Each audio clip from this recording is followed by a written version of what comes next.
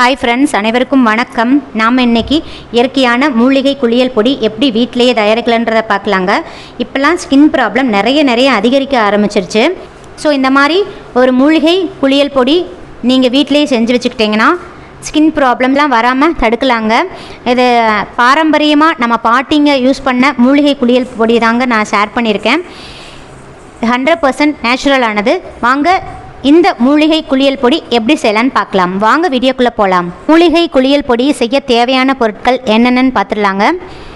கடலைப்பருப்பு 100 கிராம், பச்சை பயிறு 100 கிராம், கஸ்தூரி மஞ்சள் கிழங்கு 100 கிராம், பூழாங்கிழங்கு 50 கிராம், புழுக்கப்பட்டை 50 கிராம், மறிக்கொழுந்து 25 கிராம், ஆவாரம்பூ 50 கிராம், மகிழம்பூ 50 கிராம், நாட்டு ரோஜா இதழ்கள் அதாவது பன்னீர் ரோஸ் இதழ்கள்னு சொல்லுவாங்க, அது 50 கிராம், வசம்பு 25 கிராம், 2 மஞ்சள் கிழங்கு.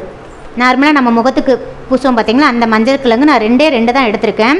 நான் ரொம்ப அதிகமாக சேர்த்துட்டிங்கன்னா ரொம்ப மஞ்சள் கலர் அதிகமாக கொடுக்கும். ஸோ அதை அவாய்ட் பண்ணுறதுக்காக நான் மஞ்சள் கிழங்கு 2 தான் சேர்த்துருக்கேன். இவ்வளோதாங்க இந்த மூலிகை குளியல் பொடி செய்வதற்கு தேவையான பொருட்கள்.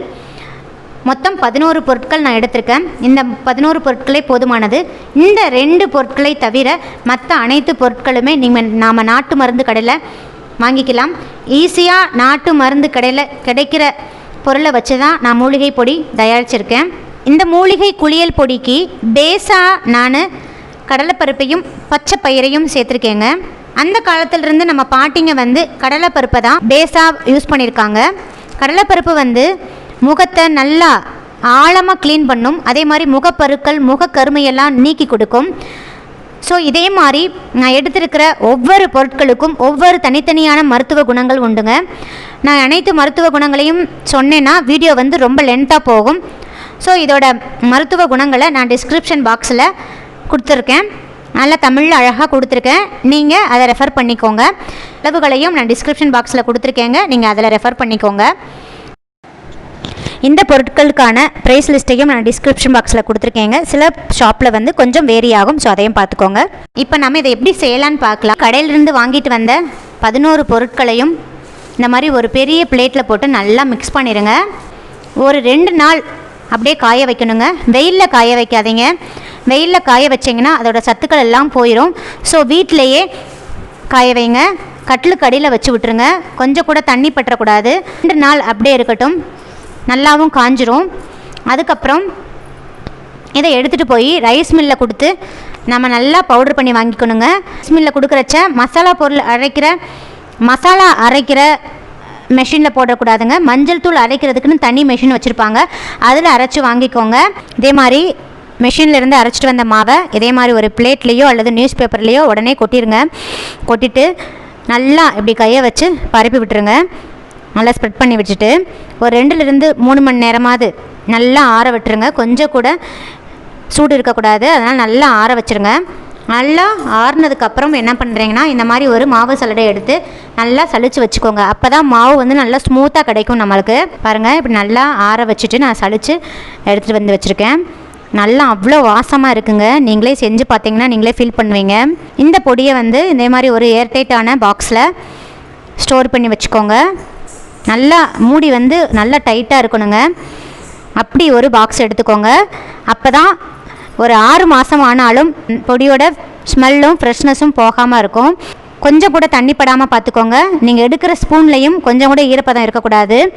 அப்படி ஈரப்பதம் இருந்துச்சுன்னா சீக்கிரமே பூஞ்சை விழுந்துடும். அப்போ நம்ம செஞ்ச பொடியெல்லாம் வேஸ்ட் ஆயிரும். இந்த பொடியை எப்படி யூஸ் பண்ணணும்னா, நீங்கள் குளிக்க போகும்போது 1 ஸ்பூன் அல்லது 2 ஸ்பூன் எடுத்துக்கோங்க.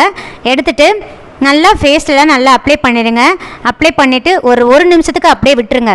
அப்புறம் லைட்டாக அப்படியே ஃபேஸில் மசாஜ் கொடுத்துட்டு ஃபேஸை அப்படியே க்ளீன் பண்ணிக்கலாம். இதே மாதிரி ரெகுலராக செய்யுங்க.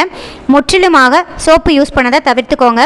1 வீக் ரெகுலராக இந்த பொடியை யூஸ் பண்ணி பார்த்தாவே உங்களுக்கே தெரியும். நீங்களே டிஃப்ரெண்ட் ஃபீல் பண்ணுவீங்க. நெக்ஸ்ட்டு நீங்களே சோப்பை யூஸ் பண்ணுறதை முற்றிலுமாக தவிர்த்துடுவீங்க.